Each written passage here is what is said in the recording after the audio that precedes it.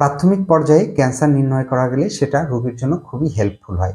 তাই ক্যান্সারের প্রাথমিক লক্ষণগুলো আমাদের সকলের জানা অত্যন্ত জরুরি। আজকে কথা না বাড়িয়ে ক্যান্সারের প্রাথমিক লক্ষণগুলো আমরা জানব। ক্যান্সারের লক্ষণের অন্যতম একটি লক্ষণ হলো শরীরের বিভিন্ন অংশে চাকা, দলা বা টিউমার দেখা দেওয়া। শরীরের যে কোনো অংশে ঘা হলে সেটি সারতে দেরি হওয়া, অনেক চিকিৎসার পরেও আপনার ঘা না শুকানো। শরীরের যে কোনো অংশ থেকে রক্তক্ষরণ হওয়া, দাঁত, মুখ, প্রস্রাব পায়খানার সঙ্গে রক্ত যাওয়া এবং সেটা দীর্ঘদিন ধরে চলতে থাকা। তাহলে রক্তক্ষরণজনিত যে কোনো সমস্যা দীর্ঘদিন ধরে চলতে থাকা, এটি হতে পারে ক্যান্সারের লক্ষণ। আপনার দ্রুত ওজন কমে যাওয়া, অনেক কারণেই আপনার ওজন কমে যেতে পারে। ডায়াবেটিস এবং যক্ষার কারণেও আপনার ওজন কমে যেতে পারে।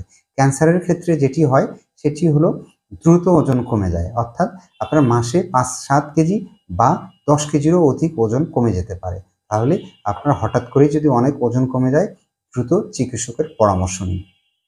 দীর্ঘদিন ধরে কাশি চলতে থাকা, দেখা যাচ্ছে যে দীর্ঘদিন ধরে কাশি আছে, পাশাপাশি জ্বর এবং বুকে ব্যথা আছে।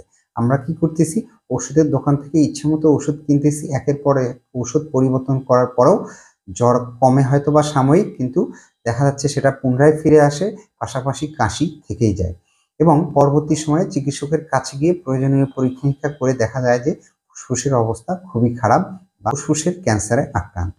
তাহলে দীর্ঘদিনের কাশি অবহেলা নয়, দ্রুত চিকিৎসকের পরামর্শ নিন। অনেকেরই পেটে গ্যাস বা পেটে ব্যথা অনুভব হয়, দীর্ঘদিন ধরে এমনটা চলতে থাকে, আমরা সেটাকে গুরুত্ব দিই না, এটি হতে পারে ক্যান্সারের লক্ষণ। মেয়েদের ক্ষেত্রে যেটি হয়, মাসিক বন্ধ হয়ে গেছে, দেখা যাচ্ছে যে মাসিক বন্ধ হয়ে যাওয়ার অনেক দিন পর হঠাৎ করে ব্লিডিং হচ্ছে এবং সেটা দীর্ঘদিন ধরে চলতে থাকে। মাসিক বন্ধ হয়ে যাওয়ার পর হঠাৎ করে যদি আপনার ব্লিডিং হয় এবং সেটা দীর্ঘদিন ধরে চলতে থাকে, এটি হতে পারে আপনার জরায়ুর ক্যান্সারের লক্ষণ। তাহলে এই ধরনের লক্ষণ যদি দেখা দেয়, তা অপেক্ষা না করে দ্রুত চিকিৎসকের পরামর্শ নিন এবং কারণ খোঁজার চেষ্টা করুন যে কী কারণে আপনার এই সমস্যাগুলো হচ্ছে। আজকে পর্যন্তই, ধন্যবাদ সবাই।